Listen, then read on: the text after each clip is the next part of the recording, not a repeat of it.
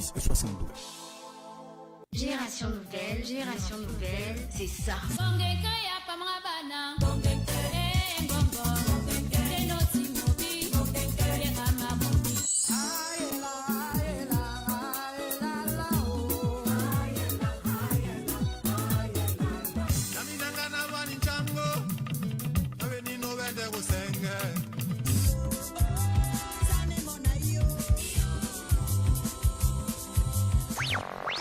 Génération Nouvelle, la voix des sans-voix Libreville, 97.4.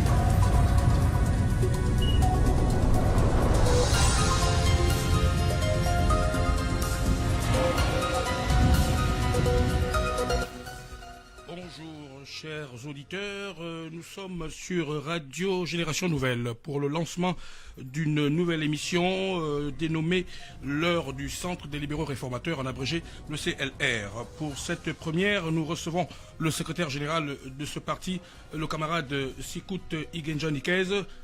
Monsieur le secrétaire général, bonjour. Bonjour et bien heureux d'être dans vos studios. C'est un plaisir que vous nous faites de bien vouloir assister et participer à cette émission. Alors, pour cette première émission, nous allons nous étaler sur les questions liées au fonctionnement et à la vie du parti.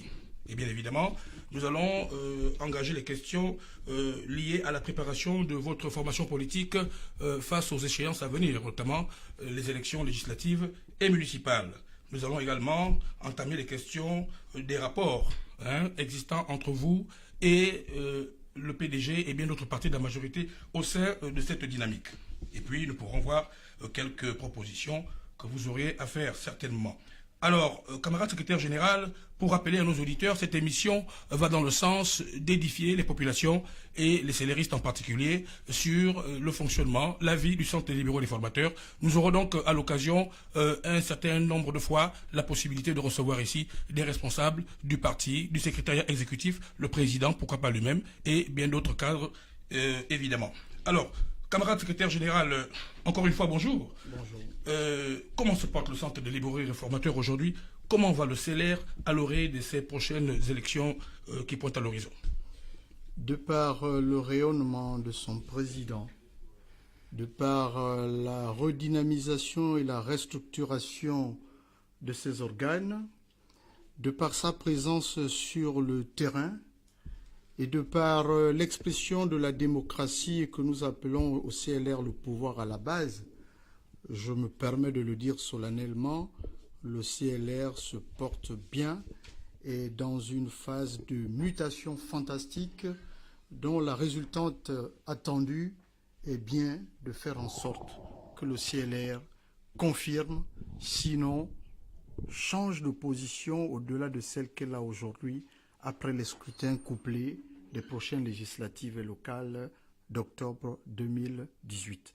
Donc c'est un parti en mouvement, un parti de vie, un parti de liberté, un parti de bonheur, conforme à l'idéal que l'a imprimé son président fondateur, Jean-Boniface Asseli. Tout à fait. Vous dites souvent, le parti, le CLR dit le pouvoir à la base. Mais alors, camarade secrétaire général, un certain nombre de questions taraudent l'esprit des Gabonais, notamment celles liées à la formation de vos listes aux prochaines élections, notamment aux municipales et aux législatives. Il s'est avéré comme un embruglio, si on peut le dire ainsi, qui s'est produit lors de l'apparition des listes du Parti démocratique gabonais sur lesquels le nom de Madame Frida Milungani, maire du 6e arrondissement et candidate naturelle du Centre des libéraux réformateurs, s'est trouvé faire partie de cette liste-là. Alors, qu'est-ce que vous avez à dire? Puisqu'il semble que vos listes, j'ai cru dire, sont prêtes, vous allez certainement en parler. Qu'est-ce qui s'est-il passé réellement avec Madame Milungani? Avant que d'évoquer le dernier sujet que vous avez soulevé, celui lié à Madame Milungani, notre militante, je voudrais d'abord dire aux Gabonaises et aux Gabonais que le CLR est un parti national, un parti démocratique, un parti ouvert, un parti sans sectarisme, un parti non régionaliste, un parti aux idéaux nobles. Qu'est-ce que cela veut dire? Cela veut dire que, en qualité de deuxième force politique de la majorité et du pays, le CLR se doit d'avoir un comportement, une attitude, une responsabilité, un devoir avec ses obligations vis-à-vis du peuple gabonais. C'est ce qui justifie que dans quelques heures, lors de la publication officielle des candidatures CLR, Oui. aux législatives et aux locales, vous verrez que, de par le contenu, le CLR démontrera à suffisance qu'il est un parti national parce que nous avons présenté des candidats sur l'ensemble du territoire national, partant de l'estuaire jusqu'au Lentem, en passant donc par le Haut-Ogooué, le Moyen-Ogooué, l'Angonié, la Nianga, le Goué-Vindo, le Goué-Lolo et le Goué-Maritime. Cela veut dire également que nous avons respecté les dispositions légales en matière de candidature qui indiquent qu'un parti politique se doit d'être présent au moins sur 5 des 9 provinces de la nation, mais le CLR est présent sur les 9 provinces, au plan des législatives et au plan des locales. Nous avons près d'une cinquantaine de candidatures aux législatives, nous avons près d'une cinquantaine de listes aux locales. Cela démontre à suffisance que le CLR est bien situé sur l'ensemble du territoire national en implantation. Et nous y travaillons pour qu'au sortir de là, nous soyons véritablement incontournables sur l'ensemble du territoire national au plan d'échiquier politique national.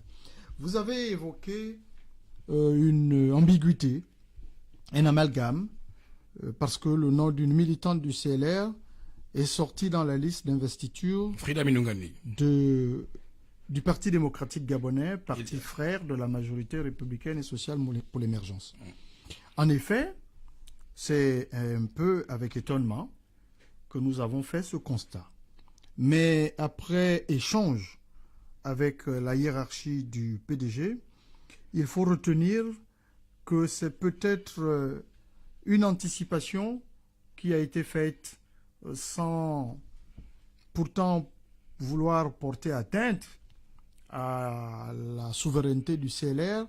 C'est un besoin d'aller ensemble en ticket. Sur ce point, il faut retenir que ce sera sûrement, si cela est confirmé par les instances du CLR, un ticket conjoint CLR-PDG et non PDG-CLR. C'est ce qu'il y a lieu de retenir. Nous sommes un parti de la majorité. La charte stipule que les partis de la majorité peuvent aller ensemble, mais en s'accordant préalablement sur un certain nombre de dispositions relatives donc au partage équitable des circonscriptions selon nos besoins, selon les forces et les faiblesses des uns et des autres. Mais l'objectif, c'est de permettre au président de la République, chef de l'État, d'avoir la majorité nécessaire à la gouvernance du pays, de façon à ce que, dans la dynamique de la réforme, parce que cette fois-ci, le CLR ne voudrait plus être en marge du processus, le CLR voudrait prendre ses responsabilités. Nous ne sommes pas des accompagnateurs pour le plaisir. Qu'est-ce que vous entendez par responsabilité? Vous voulez prendre la mairie de Libreville? La première fois, semble-t-il, elle vous était à portée de main, hein, mais vous avez refusé. Qu'est-ce qui garantit que cette fois-ci, vous l'aurez? Nous ne l'avons pas refusé. Il faut analyser avec sérénité les résultats. Vous l'aviez à portée de main. Les résultats vont donner le PDG devant avec une majorité relative, suivi du groupe de l'opposition et enfin le groupe CLR. Le CLR et le PDG étant membres de la majorité, il était tout à fait normal et justifié et légitime que nous nous mettions ensemble pour gouverner la mairie de Libreville.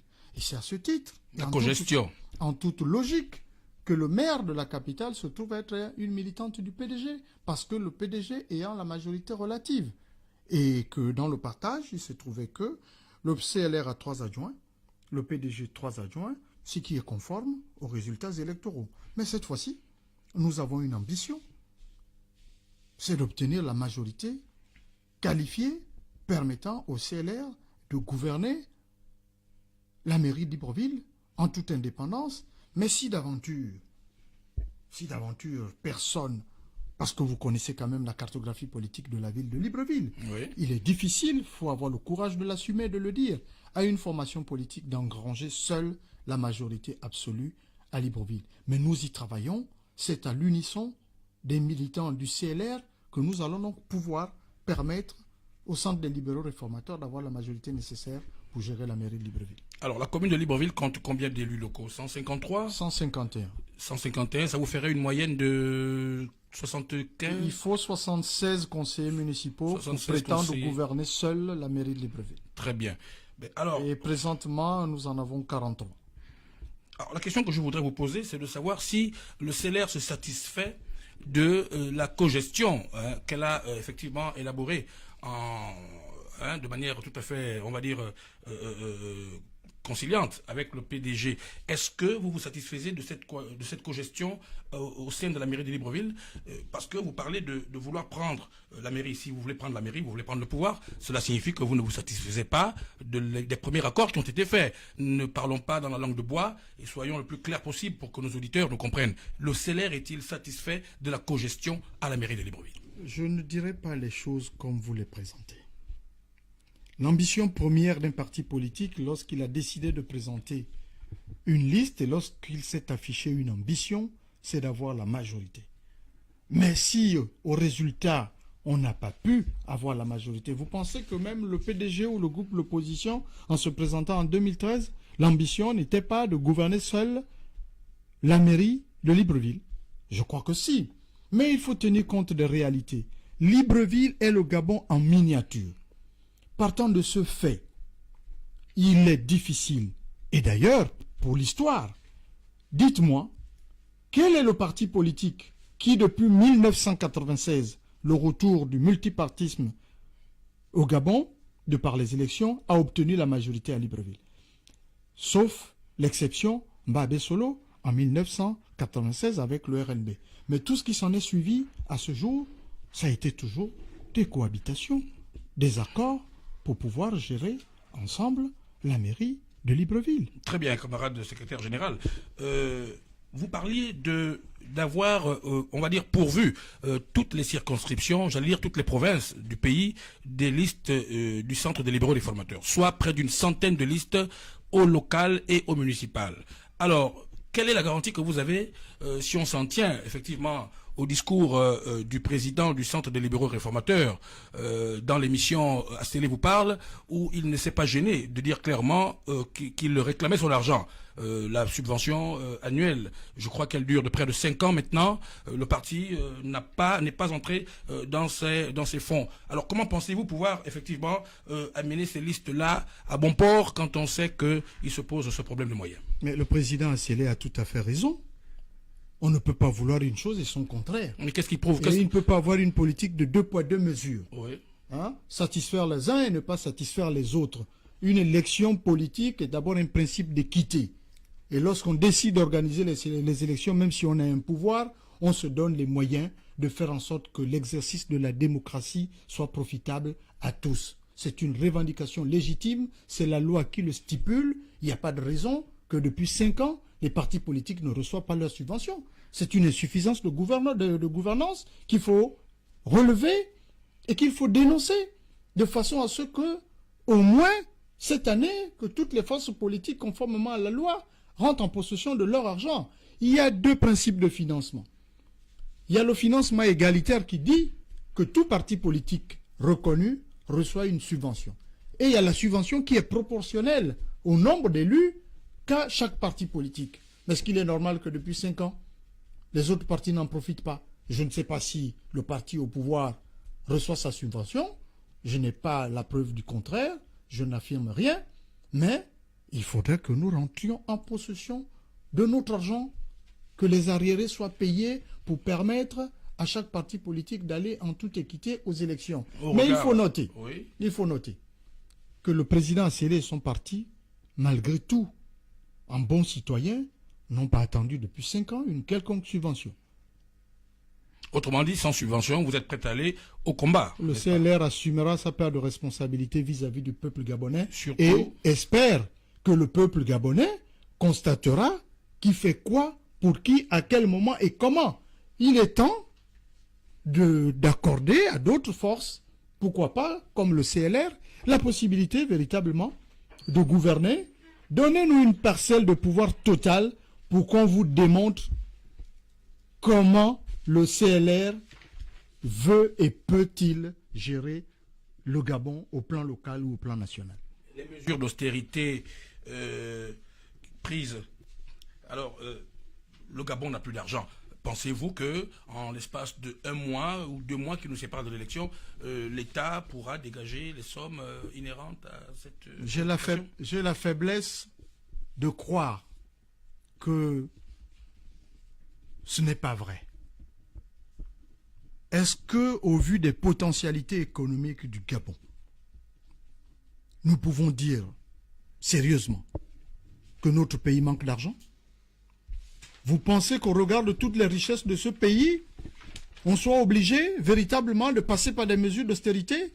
Et je ne sais même pas si ce sont des mesures d'austérité. Vous vous situez dans quel angle là? Parce moi, que je les qualifie de mesures. La majorité, je les situe dans le cadre des mesures de relance économique. Parce que si on nous parle d'austérité, alors là, ça va être autre chose. C'est bien le discours qui a été prononcé par le chef de l'État. Je ne pense pas que le chef de l'État ait parlé d'austérité. Bon, en tout cas, les termes sont par parallélisme de forme équivalents, mais je crois qu'ici... Non, des mesures de relance économique et des mesures d'austérité, ce n'est pas la même chose. Austérité voudrait dire véritablement que nous sommes au rouge et que la situation est devenue incontrôlable. Et si elle devient incontrôlable, ça justifie une insuffisance de gouvernance. Et quelle est justement, objectivement, la place du CLR dans tout ça? Quel est votre sentiment? Parce que l'opinion, c'est celui qui sert ici, on va dire, de moyen, de jauge. L'opinion, le CLR se situe du côté du peuple gabonais. Les Gabonais se sentent le désabusés. CLR est pour une gouvernance de vie, de liberté, de bonheur, d'union, de travail, de justice. En soutenant le programme du chef de l'État. Mais le programme de gouvernance du chef de l'État, le programme de gouvernance ou le oui, programme du chef de l'État? Paix, développement, partage. Vous pensez qu'il y a dans un partage? Ce contexte, oui. Le partage, il faut le relativiser. Moi, je dis, ce qui a lieu de relever, il faut avoir le courage de l'assumer, et le président l'a dit, il y a des insuffisances de gouvernance qui sont la résultante de la situation que nous vivons présentement. Et nous avons la capacité de redresser la barre à tout moment. Il ne manque pas d'argent en République gabonaise.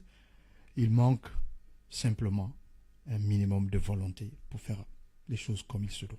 Le CLR va donc repartir aux élections avec, bien évidemment, la perspective des tickets, de la composition des tickets CLR-PDG, vous l'avez dit tout à l'heure. Ça veut dire que vous êtes totalement, on va dire, engagé dans les réformes du chef de l'État, vous vous astreignez à ce qu'il dit, vous êtes membre de la majorité républicaine, vous soutenez le programme et vous êtes prêt à le soutenir davantage en faisant partie des listes CLR-PDG ou PDG-CLR, c'est selon. Monsieur le journaliste, oui. Il faut situer les responsabilités. Il faut situer les responsabilités. Monsieur D'Alger, pour... Le parti au pouvoir, jusqu'à la mise en quarantaine de l'Assemblée nationale, disposait de la majorité des 2 tiers. Par conséquent, il faut relever que la gouvernance dépend totalement d'eux, et cela voudrait dire en d'autres termes que la responsabilité incombe à celui qui a la décision.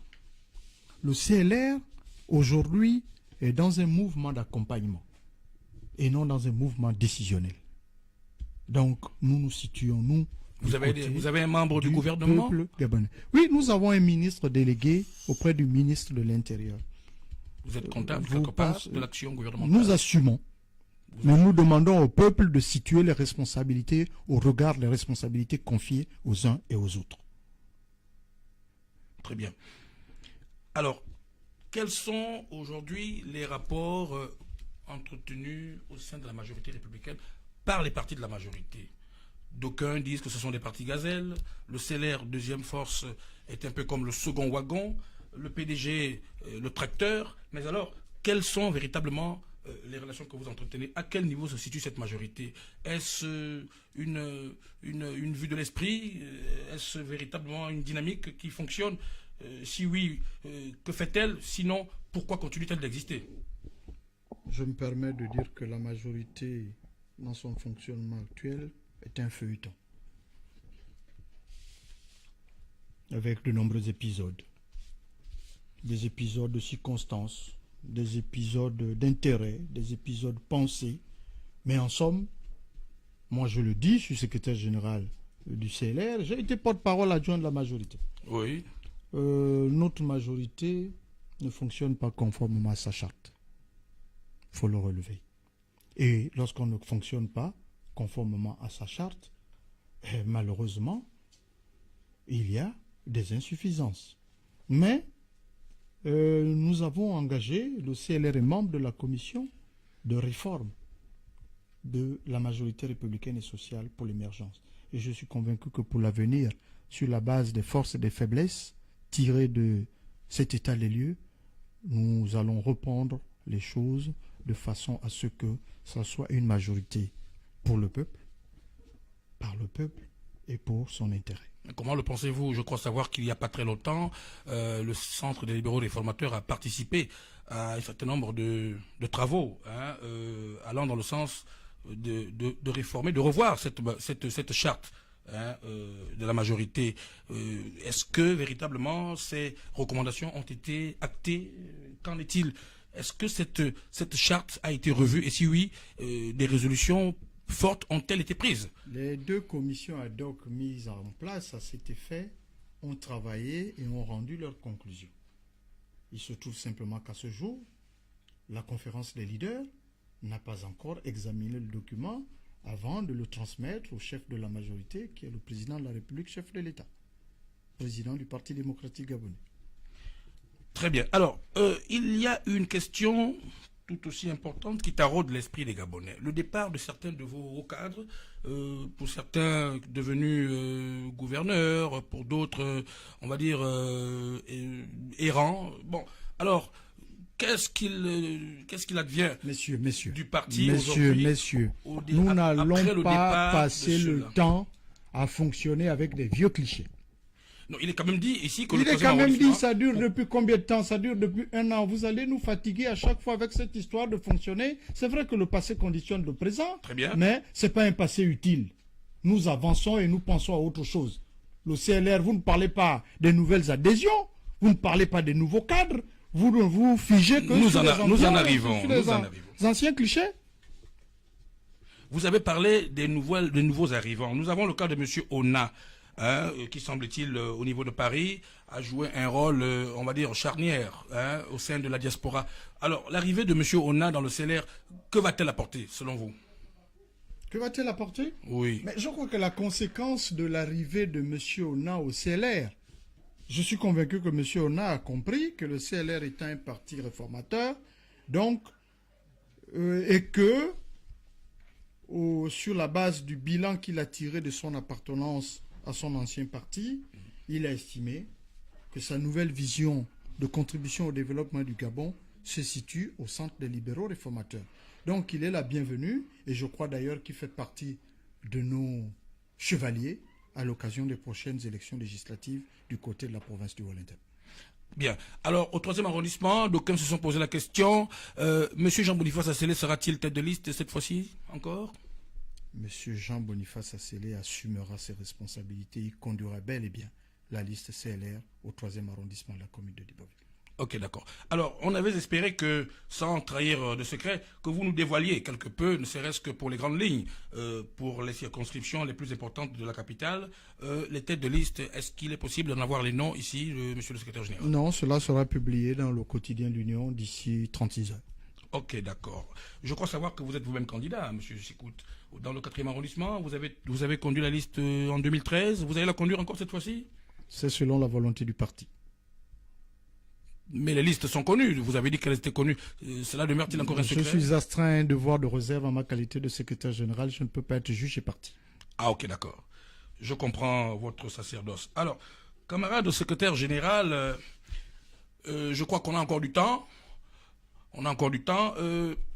Vous allez aller aux élections avec près d'une centaine de listes. Est-ce que les quotas, en termes de représentativité, j'entends les proportions au niveau des jeunes, au niveau des femmes, ont été respectées dans les listes du Centre des libéraux réformateurs? Si nous avons pris un peu de retard dans la publication de nos candidatures, c'est parce que simplement le CLR est un parti respectueux des lois et règlements établis en République gabonaise. Nous avons donc pris le temps, le soin de bien structurer nos 49 candidatures aux législatives de façon à ce que cela respecte le quota de 20% de jeunes et de 30% de femmes. Il en est de même pour les 49 listes aux élections locales. Donc je réponds par l'affirmative, le CLR a pris ses dispositions pour que ces listes ne soient pas invalidées. Mais nous veillerons à ce que la loi soit respectée sur toute l'étendue du territoire et par tout le monde. Mais pour le CLR, nos listes seront conformes aux dispositions de la loi.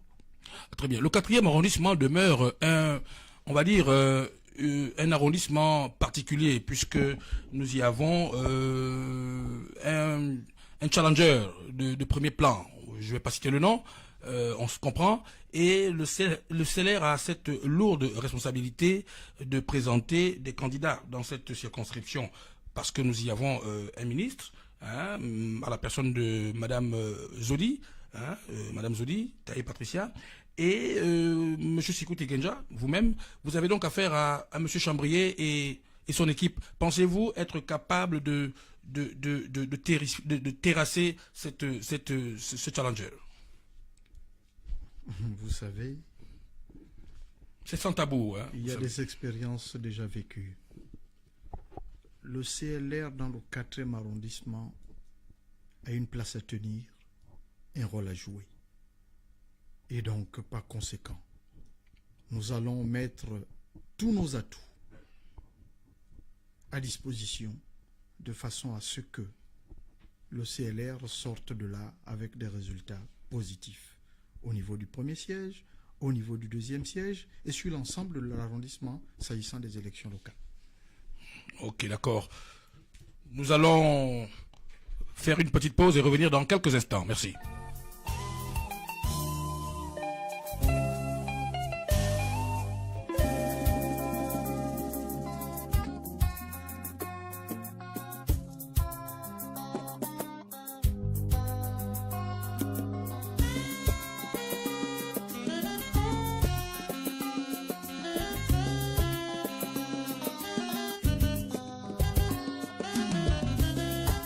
Mon frère, n'oublie jamais que c'est les mêmes sons qui circulent dans nos veines. Qui, politiquement, nous sommes les opposés. Tu restes mon frère et par naissance. La politique, ma soeur, est une arme dangereuse si jamais on ne se contrôle.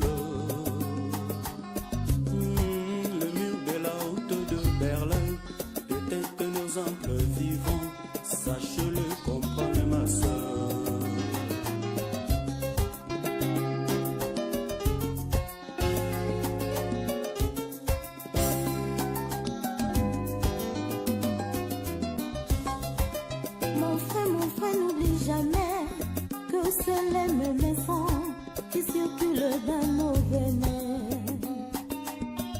Qui, politiquement, nous sommes les opposés. Tu restes mon frère et par naissance. La politique, ma soeur, est une arme dangereuse si jamais on se contrôle. Le mur de la haute de Berlin était un exemple vivant, sache-le comprendre.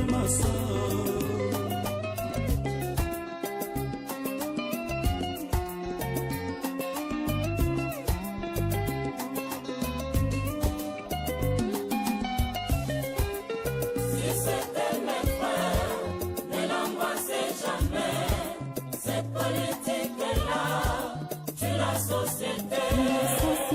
Si c'est elle, mes frères, ne l'embrassez jamais. Cette politique-là, c'est la société. Oh maman,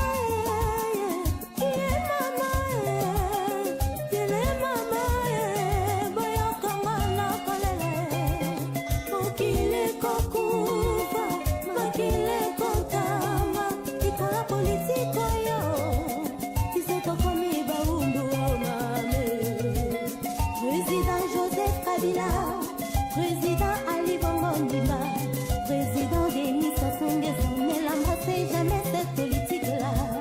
Président Jean-François Bozizé, Président Paul Biya, Président Jacob Zuma, ne l'embrassez jamais cette politique-là. Non, Ne l'embrassez jamais. non. Cette politique-là, c'est la société. Si c'est elle, mes frères, ne l'embrassez jamais. Cette politique-là, c'est la société. Président Obiangema, Président Idrissa Déby, Président Eduardo Santos, Président Fadik de Menezes. Ah non, s'il vous plaît, pardon. La politique, là, de la société. Si c'est elle, mes frères, ne l'embrassez jamais. Cette politique-là, c'est la société. Si c'est elle, mes frères, ne l'embrassez jamais. Cette politique-là, c'est la société.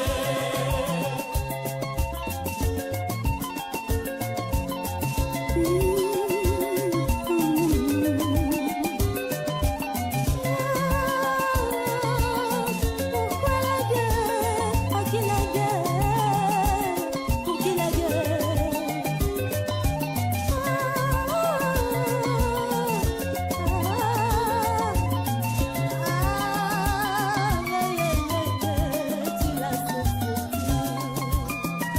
Oh maman, il est maman, boyokanga na kolela, mokili kokufa, mokili kokanga, likolo politike oyo, bana batikala litike a mama. Non, allez, non.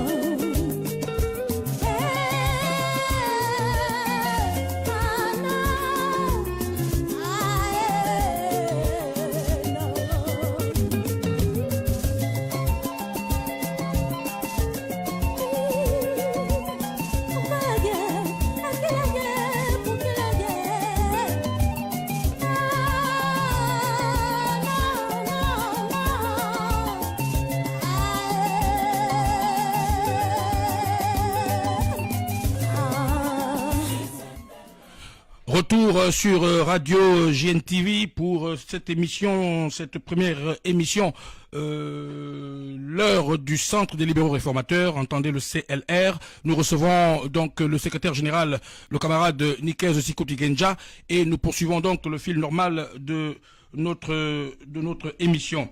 Alors, camarade secrétaire général, il me plaît de revenir un peu sur les listes que vous avez présentées de manière, on va dire, succincte. Vous avez près de 49 listes, si je vois bien, 49 listes aux législatives. Alors, quelles sont vos ambitions réelles affichées? Dites-nous la vérité. Combien pensez-vous obtenir de députés élus? Bien, alors il faut retenir que nous avons 49 candidatures aux élections législatives du 6 octobre prochain. L'ambition affichée par le CLR porte sur deux orientations. Il y a l'ambition du gain. Il y a l'ambition de la notoriété pour asseoir le parti pour l'avenir. Sur la base de ces deux ambitions, quel est l'objectif visé? Le premier objectif, naturellement, c'est d'avoir le nombre de députés nécessaires à la constitution d'un groupe parlementaire. C'est-à-dire combien de députés? Il faut faire le ratio. Qu'est-ce que ça représente sur 143, la constitution d'un groupe parlementaire? Je n'ai pas fait ce calcul. 5 ou 7, c'est ça, je crois? 8 ou 9 par là. 8 ou 9 par là. Voilà. Donc, mais l'objectif minimum, lorsqu'on a 49 candidatures, c'est de sortir le là au moins avec 30 députés. 30 députés. Vous pensez que dans le contexte actuel, cela vous est possible? Vous savez, s'il ne subsistait pas de doute sur un certain nombre de choses, j'aurais dit automatiquement oui. Mais laissons le temps au temps, laissons la démocratie s'exercer et que les urnes nous parlent et que les résultats reflètent la volonté du peuple gabonais. Très bien. Alors, est-ce que dans le cadre des quotas dont nous parlions tout à l'heure, les organismes spécialisés du parti, je crois savoir que dans le cadre de la restructuration entamée par le président du Centre des libéraux réformateurs, le général Jean-Boniface Asseli Dabani, il était question effectivement de nommer à ces prestigieuses fonctions de nouvelles personnes, notamment au niveau des jeunes, des notables et des femmes.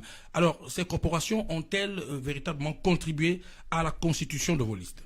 Mais vous pensez bien que si nous avons pu réussir à respecter le quota de 20% des jeunes au niveau des listes des locales et des candidatures aux législatives... Ça n'a pas été de cooptation? Non, cela va sans dire que le président du mouvement des jeunes centristes a bel et bien été au centre de l'activité, étant d'ailleurs membre de la commission permanente d'organisation des opérations électorales du CLR. Si nous avons pu respecter le quota de 30%, c'est que la camarade Andemo Bampulcheri, qui dirige le mouvement des femmes avec une droiture et un maestrat particulier, a bien apporté sa touche. Au niveau des notables, le vénérable Pierre Mabedi a joué sa partition. Et au niveau de la réaffirmation du rôle et de la place des élus, le camarade Hugues Bessac-Kebinda, président du groupe parlementaire CLR au Sénat, est bel et bien impliqué. Et vous le voyez d'ailleurs, pour ceux qui ont l'occasion de visiter le siège du CLR, il est souvent présent. Tout à fait. Alors, je voudrais quand même poser cette question. Vous ne m'en voudrez pas, mais je ne crois pas qu'elle soit mauvaise. Quelle est l'ambiance qui prévaut entre l'opposition et la majorité au sein du CGE, quand on sait que le Centre des libéraux réformateurs a en son sein le rapporteur de cette commission? Je vous l'ai dit tout à l'heure, le CLR est un parti de vie, un parti de liberté, un parti de bonheur. Comprendrez donc que le militant du CLR, qui exerce la fonction de rapporteur au CGE, M. Ndondo Marius, naturellement, vice-président du parti, entre autres, assume pleinement ses responsabilités et avec les autres adopte un comportement citoyen à l'occasion de la préparation de ce scrutin. Donc je suis convaincu, de par les informations que nous avons de lui, que l'ambiance est une ambiance républicaine. L'objectif pour le CGE, c'est de réussir le processus électoral qui est le nôtre sous le nouveau label du Centre gabonais des élections. Très bien. Alors, quelle analyse faites-vous de l'opposition gabonaise aujourd'hui, dont, on va dire, l'ambivalence prête à confusion? Une certaine frange de cette opposition réputée, on va dire, drastique, pour ne pas dire radicale, et une autre qui, ma foi, au gré, n'est-ce pas, des circonstances, des mouvements, intègre le gouvernement, opposition appelée modérée ou pondérée, je ne sais pas trop. Qu'est-ce que cela vous inspire-t-il? Bon, selon la lecture politique que je fais du tissu politique, je me répète, de notre pays en la matière, il faut retenir à ce jour 3 types d'opposition. Il y a l'opposition dite radicale, incarnée par ce qu'on appelle aujourd'hui les pro-ping, qui, ma foi, n'est plus très visible. Je vous laisse apprécier, c'est vous le journaliste, c'est vous la presse, ce n'est pas moi. Il y a l'opposition modérée qui, de par la signature du pacte social, le PDS de Maître Ndao, le PSD de Pierre Claver de Maranga Moussavou, sont donc participent à la gouvernance du pays parce qu'ils sont membres du gouvernement. Tout à fait. Ajoutez à ce groupe les démocrates de M. René Ndemezo Obiang et aujourd'hui, héritage et modernité de par son ancien secrétaire général Michel Minga, qui est membre du gouvernement, mais toujours militant d'héritage et modernité, c'est pour cela que j'en fais état, et le parti politique du ministre du Commerce, M. David Mbadinga. Donc, cette opposition se situe en deux groupes. L'opposition signataire du pacte social, l'opposition relevant du groupe des 41, où il y a M. Mbadinga, héritage et modernité, et l'opposition dite radicale. Mais je crois qu'à un moment donné de la vie d'un pays, nous avons besoin de ce genre d'exercice démocratique et de ce genre de schéma, parce que on ne peut pas se radicaliser toute une vie. À un moment donné, il faut savoir et avoir l'envie de sauver son pays lorsque ce pays se trouve dans un virage qui nécessite que tous ses enfants se mettent à l'unisson. Donc, moi, je suis respectueux du positionnement des uns et des autres. Je respecte la position des pro-Ping, je respecte la position du groupe de 41, je respecte la position du groupe signataire du pacte social, et je respecte ceux-là qui ont choisi de ne pas se situer, mais je respecte naturellement, et mieux, et davantage, la majorité républicaine et sociale pour l'émergence, à laquelle le CLR appartient, qui est donc la locomotive du système politique gabonais. Ça voudrait dire que nous avons plus de devoirs et d'obligations que les autres vis-à-vis du peuple gabonais. Tout à fait. Oui, camarade secrétaire général, vos propos sont on ne peut plus clairs. Alors, pour revenir sur Libreville, qui est quand même le bastion, puisque d'aucuns ont fait le reproche au général Jean-Boniface Asselé d'Abani de ne pas faire de politique dans sa province natale. Il est d'Akini, notamment, et il se trouve que c'est quelqu'un qui est beaucoup plus versé dans la province de l'Estuaire, et depuis des décennies. Ce n'est pas une mauvaise chose, parce qu'on est Gabonais partout où l'on se trouve. C'est une preuve de nationalisme et de patriotisme qui ne dit pas son nom. Mais alors, combien de députés pensez-vous avoir à Libreville sur les 49? Je voudrais d'abord ouvrir une parenthèse. Monsieur Jean-Boniface Asselé est natif du Haut-Ogooué et précisément d'Akini. C'est pas lui qui a fait ce choix. Il est né d'un père, il est né d'une mère. Il n'est pas celui qui a dessiné la cartographie de la République gabonaise.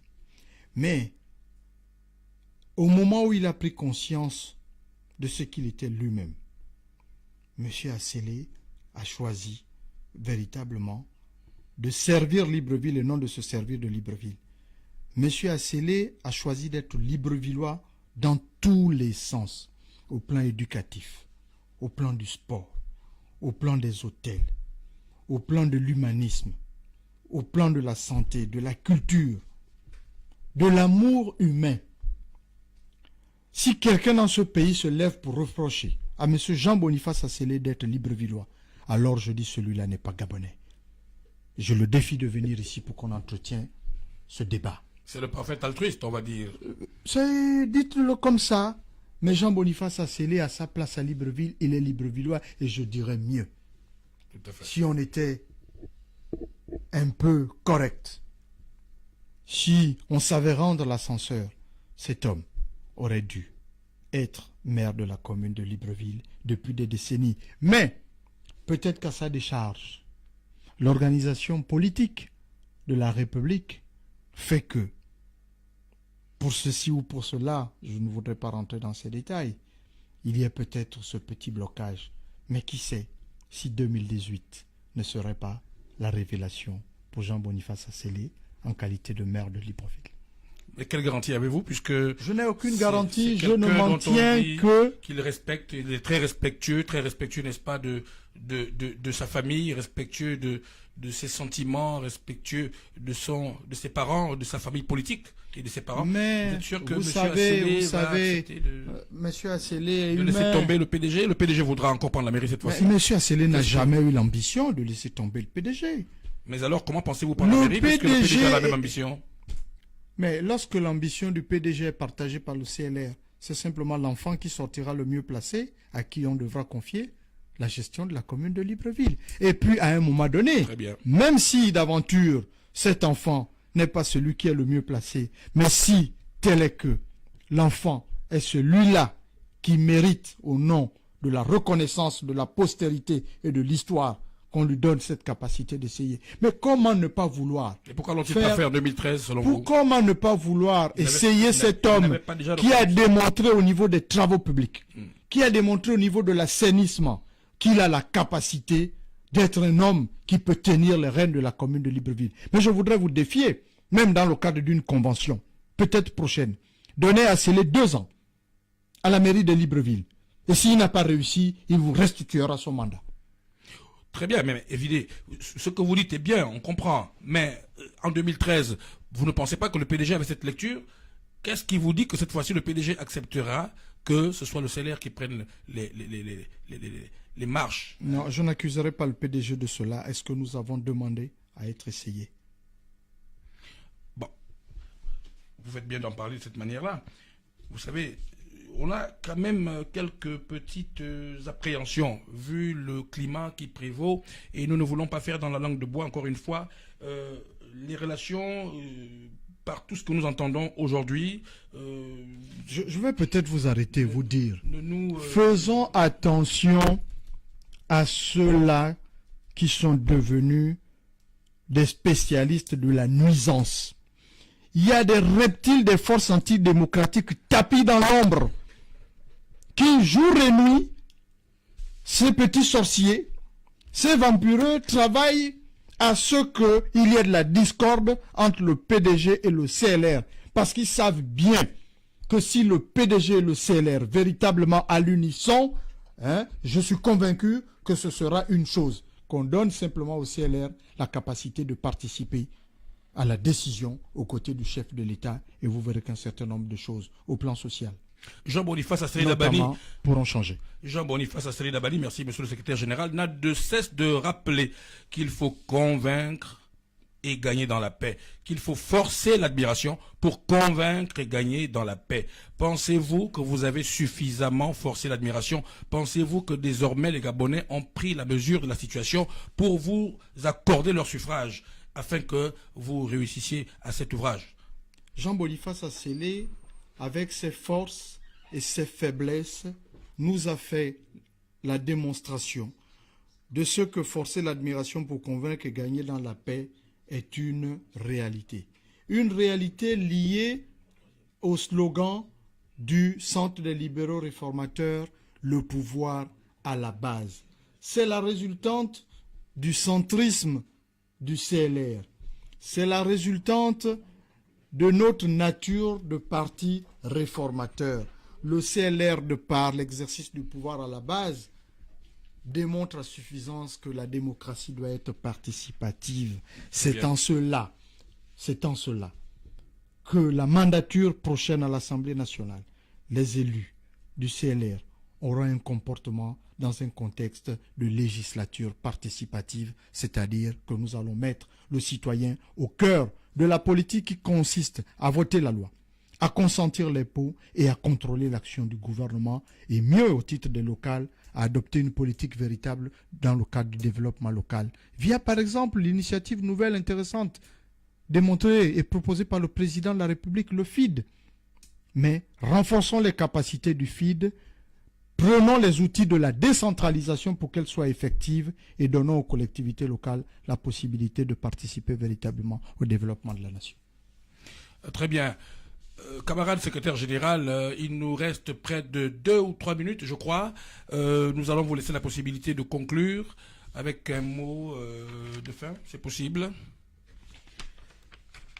Chers compatriotes, je suis Sikou Tigunjanikez, secrétaire général du Centre des libéraux réformateurs, soldat dans l'armée dirigée par le général Jean Boniface Asseli, soldat en activité politique au 4e arrondissement de la commune de Libreville, d'où j'attends continuer à tenir une place et à en jouer un rôle pour le bien des administrés de la 4e circonscription de la commune de Libreville.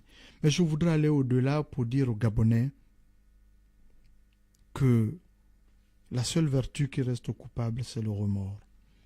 Ceux qui, dans leur quotidien, savent bien qu'ils n'ont rien fait pour le peuple gabonais, assumeront leurs responsabilités. Et peuple gabonais, je vous invite à la vigilance. Apprenez à identifier, à faire la différence entre l'ivraie et le bon grain. Le CLR vous propose une alternative nouvelle.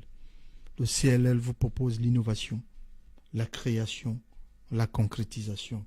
En somme, le centrisme social, le centrisme politique. Simplement, la vie, la liberté et le bonheur avec M.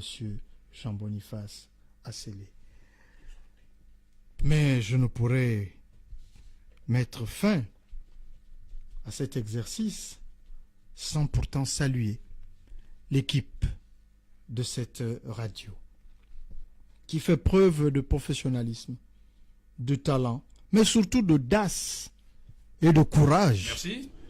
Parce que... Vous n'avez pas été trop bousculé? Vous trouvez qu'on a été audacieux? Oui, je le réitère, vous êtes une équipe audacieuse, faut dire que... courageuse, déterminée, oui. Mais la démocratie, oui. C'est bien cet exercice, et je voudrais vous encourager à aller de l'avant et à faire mieux. Aucun sujet ne doit être tabou. Libérez la parole pour que les consciences se libèrent. Pour les prochaines éditions, je précise au passage que vous aurez notre téléphone ouvert pour que les auditeurs, nos auditeurs puissent appeler et participer au débat. C'est donc la fin de cette première émission de l'heure du CLR. Nous recevions le secrétaire général du Centre des libéraux réformateurs, le camarade Nikez Sikouti Genja, qui est venu ici nous présenter l'état des lieux du parti, du Centre des libéraux réformateurs, et nous faire un peu état de la préparation de ce parti aux prochaines élections locales et législatives. Alors, chers messieurs et dames, merci de nous avoir écoutés et à la prochaine.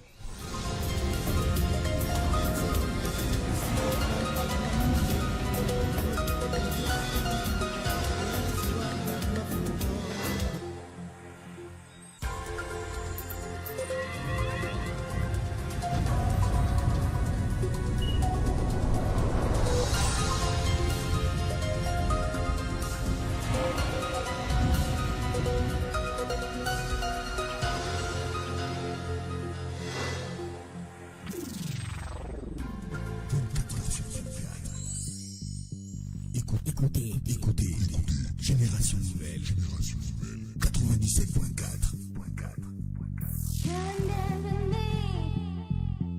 Génération nouvelle, c'est ça. From the